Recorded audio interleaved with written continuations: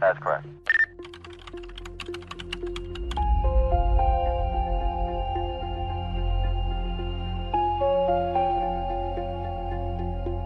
Welcome to The Geek and The Detective. I was in the break room this morning, kid, and I saw a patrol officer, a guy who should know better, taking a quiz on his phone to find out what kind of vintage muscle car he is. I almost swiped the phone out of his hand. I wanted to throw it in the trash along with his lukewarm coffee. What's wrong with a little personality test? Maybe he's a 1969 Charger. Everyone wants to be a Charger. It's a classic. It's fast. It's powerful. It's everything a cop wants to be, right? What's wrong is that to find out he's a Charger, he had to tell the app the name of his first pet, the street he grew up on, and his mother's maiden name. I looked at him and said, "Congratulations, officer. You're not a Charger. You're a target." Because those 3 pieces of information are the exact same 3 questions his bank is going to ask anyone who tries to reset his password from a basement in another country. You hit the nail on the head. We call this social engineering. But really, it's just social mining. People think these fun little Facebook quizzes or Instagram challenges are just meant to be games to kill 5 minutes of boredom. They don't realize they're participating in a massive crowdsourcing data theft. These developers aren't building these quizzes because they care about your personality. They're building them to harvest the answers to your security questions. It's a slow-motion robbery.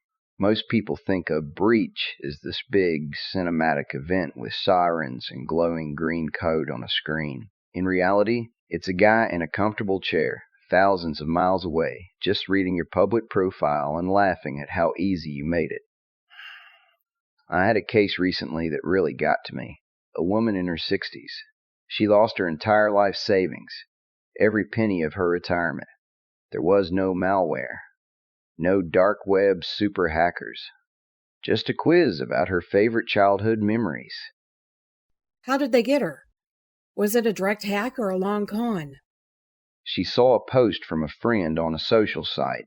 The post said, "Let's get to know each other. Post your first car, your favorite teacher, and the city where you were born." She saw dozens of her other friends had already commented, so she felt safe. She thought it was a fun way to reconnect with people she hadn't seen since high school. 2 days later, her bank account was drained. The friend who posted the quiz, their account had been hijacked weeks ago specifically to spread that quiz to their trusted circle. The criminals were just waiting for the fish to bite. That's the social part of social engineering. They use the trust you have for your friends to lower your guard. If a stranger walked up to you on the street and asked for your mother's maiden name, you'd call the police.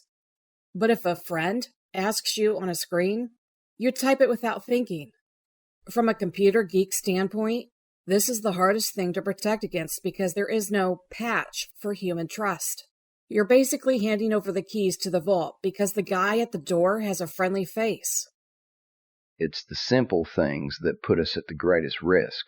Who was your childhood best friend? What was your high school mascot?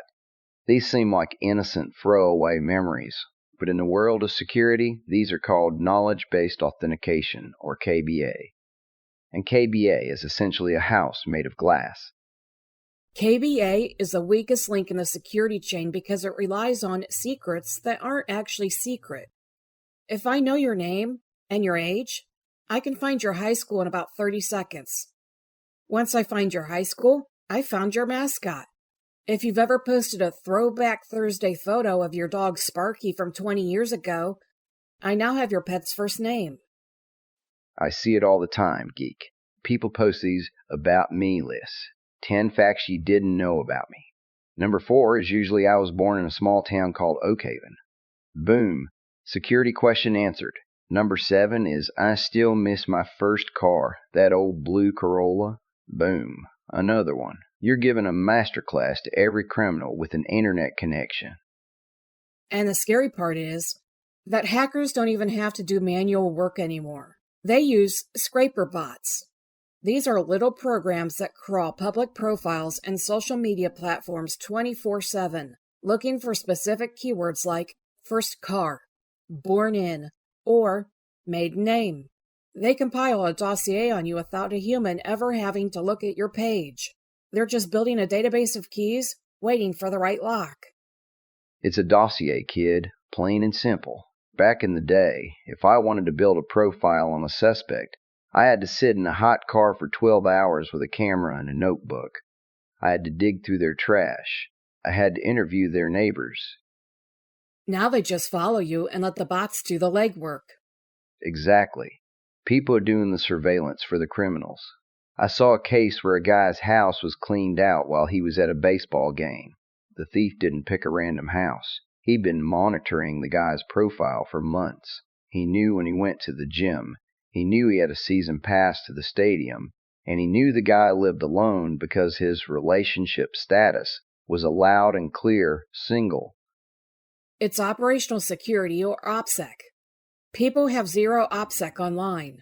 They think privacy is a setting in an app, but privacy is actually a behavior. That's it. You can have every privacy toggle switched to on.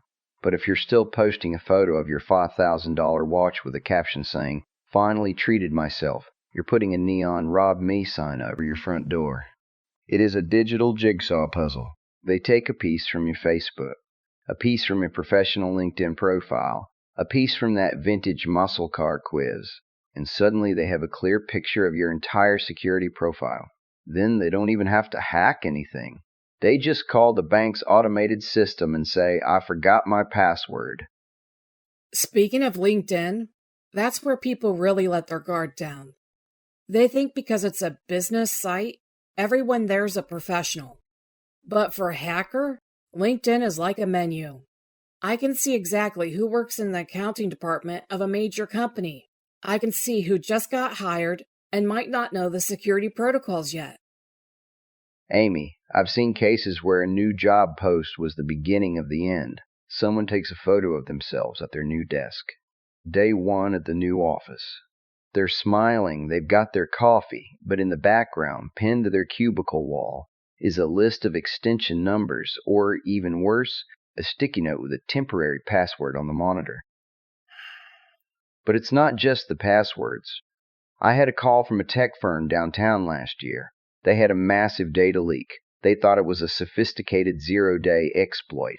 You know what it was? Let me guess. Another desk selfie. Worse, it was a birthday celebration photo. The team posted a picture of their lead engineer with a big cake. Everyone was smiling, throwing confetti, but in the corner of the frame, there was a whiteboard. Oh no. Don't tell me. On that whiteboard was the entire project roadmap for the next 6 months, every secret, every server address, the works. Some hacker or competitor, we never did find out which, just zoomed in on that photo, read the board like it was a menu, and walked away with the keys to the kingdom. That one birthday cake didn't just cost them money, it cost them their future. I've seen businesses fold and people lose their livelihoods because someone wanted to show off a happy birthday banner on LinkedIn. That's the ultimate $1 million cake. It just proves that hackers aren't looking at the birthday boy. They're looking at what's behind him. That's the background clue trap. People focus on the face in the selfie, but the hacker is zooming in on the background. They see your corporate ID badge hanging on the chair. Now they know the layout of your badge, the color coding of your security level, and your full employee ID number. They use that to call the IT help desk, pretend to be you, and ask for a password reset. "Hey, this is Jim from marketing. I'm at the satellite office and I forgot my login." If they have your ID number and your boss's name, which they also got from LinkedIn, they sound legitimate. It's not high-tech hacking. It's just being a good actor with a lot of stolen data. Derek, it's not just badges. It's your work anniversaries. 10 years at the same company. That tells me that you have high-level access. It tells me that you're a whale. I'm going to spend more time trying to crack you because the payoff is bigger. I'll look at the skills you listed. If you say you're an expert in a specific accounting software, I'll send you a fake critical security update for that exact software. We call that a whaling attack. It's targeting the big fish. but the small fish get caught in the same net. I had a guy who posted a photo of his home office. He was proud of his new setup, but on the bookshelf behind him was a personal password journal. You could see the title clearly. A thief didn't even have to hack him.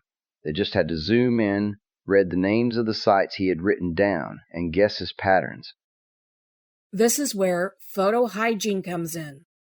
Before you post a picture, you have to look at it through the eyes of a criminal. Is there a piece of mail on the table with your address? Is your car's license plate visible through the window? Is there a calendar on the wall that shows when you'll be out of town for a conference? People are so desperate for a like that they forget they're broadcasting their vulnerabilities to the world. I worked a burglary case where the thief admitted he found the victim on LinkedIn. He saw she was attending a 3-day seminar in another state. He saw her office photo, which showed she lived in a specific high-end apartment complex. He just waited for the day one of the seminar post and walked right into her place. It's a predator's playbook, but it's not just about the adults, detective. That's only the tip of the iceberg. The real gold mine is, the stuff that keeps these data brokers in business is the kids. They're digital natives, but they're living in a glass house and don't even know it. Now you're hitting a nerve, Amy. I see it every day on the Troll. Parents think they're just sharing milestones, but they're actually building a roadmap for a predator. Think about those first day of school photos. The kid holding the chalkboard with their name, age, teacher's name, and their favorite hobbies. To a parent, it's a memory.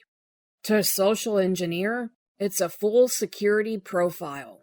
They have the school location, the walking route, and enough interest topics to use as an icebreaker to build unearned trust with that child. I had a case like that 2 years back, Geek. A guy was hanging around a middle school, and he knew the names of 3 different kids in the 6th grade. He didn't get them from the playground. He got them from the Proud Mom public Instagram accounts. He knew who their best friends were and that their dog's name was Buster. He walked up to one of those kids and said, "Hey, your mom sent me to pick you up. Buster's at the vet." The kid almost got in the car because the stranger knew too much to be a stranger. It's information asymmetry. The kid thinks, if he knows about Buster, he must be safe. But they don't understand that Buster's life story is indexed on a server half a world away. And it's not just the parents. The kids are doing room tours on video apps, spinning the camera around 360 degrees. And what do you see in the background of a 12-year-old's room tour kid? You see the expensive gaming rig, which tells a thief what's worth stealing. You see the window and see if it's locked or if there's a tree nearby for easy climb. You even see the family calendar on the wall that says, Dad's business trip Monday to Friday. You've just given a potential criminal a floor plan, an inventory list, and a schedule. Copy that.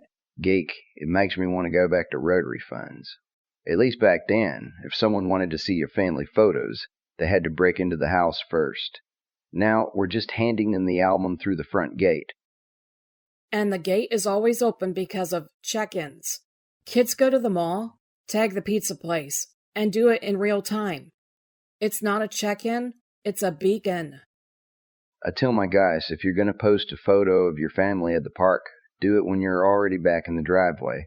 Don't tell the world where your kids are right now. Tell them where they were. Give the world the history, not the live feed. But it's not just about what they post, detective. It's about who they're talking to while they're playing. We're seeing a massive spike in what I call junior social engineering. These guys aren't hitting the parents' encrypted work laptops. They're hitting the 8-year-old's tablet in the next room. You're talking about the headsets. I see my nephew on those games screaming at a screen for 3 hours straight. It thinks he's playing with a kid in Ohio. Exactly. But Ohio might actually be a professional scammer. They use in-game currency as the bait. They tell the kid, hey, I can give you 10,000 gold coins for free, but I need to verify your account. Can you go grab your mom's phone real quick? And the kid thinks they're just winning a game. They have no idea they're handing over the keys to the kingdom. It's worse than that. I've seen logs where the friend tells the kid to take a photo of the funny numbers on the back of the credit card in mom's purse so they can unlock a secret level together. Or they ask the kid to read the 6-digit code that just popped up on their parent's phone. That's the two-factor authentication bypass, Geek. The hacker is trying to log into the bank. The bank sends a code to the parent's phone, and the kid acting as the insider reads the code right to the criminal. It's perfect. No firewall in the world can stop an 8-year-old who wants a new skin for his digital avatar.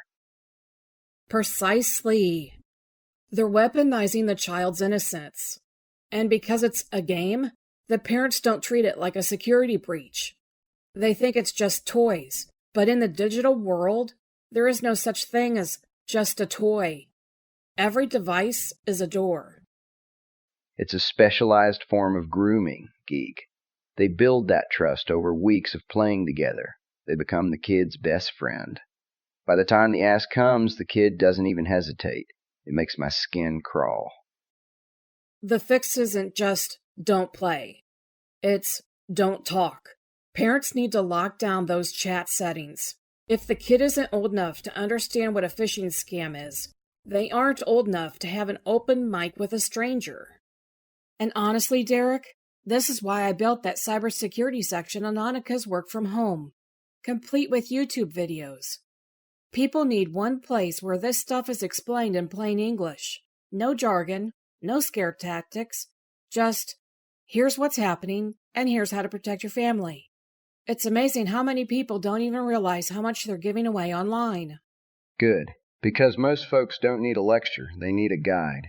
Something simple enough that even that officer with the muscle car quiz could understand it. Now, let's talk about the data you can't see.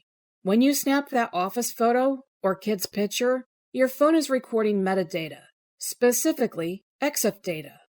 Most people think a JPEG is just a grid of colors, but every time you snap a photo, your phone stamps the metadata of the file with the exact GPS coordinates of where you were standing, the date, and even the serial number of your phone.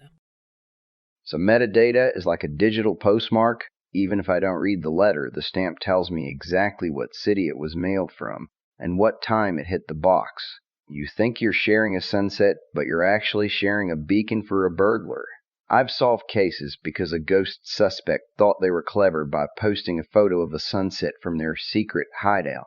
They didn't realize they were basically sending me a map with a red X on it. That's the danger of live posting. If you post a photo of your kid at the park while you're still there, and your profile is public, you have just broadcasted your exact location. It's not just about what you see. It's about the latitude and longitude coordinates hidden in the code of that image. I wish more people realize that, Geek. So how do we stop it? From a geek's perspective, give me the plan. First rule, the big lie. When a bank asks your mother's maiden name, tell the bank her maiden name is Blue Rocket Ship 99. If the answer isn't a fact that can be found in a public record, then the hacker is dead in the water. Hold on. Are you telling me to lie to a financial institution? That sounds like a great way to get my account frozen, or end up in a back room with a bunch of suits asking me about Blue Rocket Ship 99. No, detective. You weren't lying to the bank.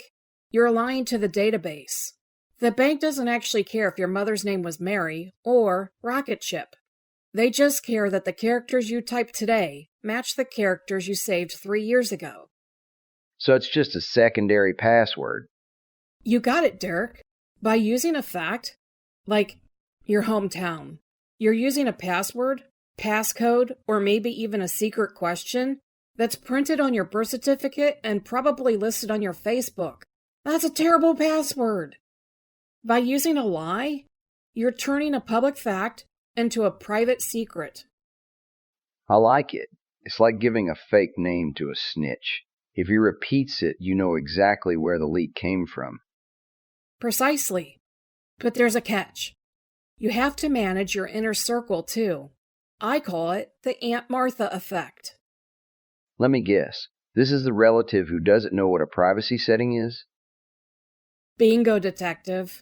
You can have your profile locked down like Fort Knox, but then your Aunt Martha tags you in a Throwback Thursday photo. She writes, Derek on his first day of kindergarten at Oak Haven Elementary. Look at the little 1969 Charger lunchbox.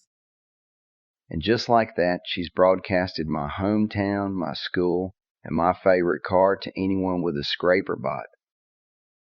You didn't leak it. She did. You're only as secure as your most talkative person in your family tree. You have to tell your inner circle, I love the memories, but please, don't tag my full name or our location. That turns a knowledge-based question into a secret-based question. Second rule. Audit your About section. Go to your profiles. Is your birthday public? Your hometown? Set those to private or only me. Better yet, delete them. Your real friends already know when your birthday is. Third rule, photo hygiene. Before you post, look at the background. No mail, no badges, no calendars, and no password journals. Post the vacation photos after you get home. And finally, scrub your metadata. Go into your phone's privacy settings and disable location on your camera app. I'm going back to the break room. I'm going to find that officer and tell him that if I see him taking a Which Disney Princess Are You quiz, I'm putting him on traffic duty for a month. For the record, he's definitely a Belle. He's got that don't bother me while I'm reading vibe. Just walk, kid. Just walk. I'm walking, but I'm also checking my privacy settings. I suggest everyone else does the same, especially if you got a new phone. Good, because the next time you see a fun quiz, I want you to remember the woman who lost her retirement. It wasn't a game to her, and it's not a game to the people on the other side of that screen. Your memories are your own. Don't let someone turn them into a key for your life. Copy that. That's the smartest thing you've said all day. You know, kid, I was thinking about your big lie theory. If I tell the bank I was born on Mars, and then 5 years from now I forget I said Mars, am I the one who gets locked out? That's why you use a password manager, detective. It's not just for passwords. You can store secure notes in there. A digital notebook for my lies. I guess that's the world we live in now. It's a world where the truth is public and the lies are private. Well, as long as the lies keep the bad guys out, I can live with it. Wait, I just realized. I posted a photo of my new cat yesterday. And? His name is Admin. Amy, you're a disaster. I'm changing it. I'm changing it right now. Make sure you change the cat's name, too. He deserves better. Point taken. You know, I actually checked that officer's muscle car results before I chewed him out. And? Was he a Charger? No, Amy, he was a gremlin. Ouch. Yeah, the truth hurts. But a hacked bank account hurts more. Can't argue with that, detective. Thanks for listening to The Geek and the Detective. Be sure to subscribe and leave us a 5-star review on Apple Podcasts, Spotify, or wherever you get your podcasts.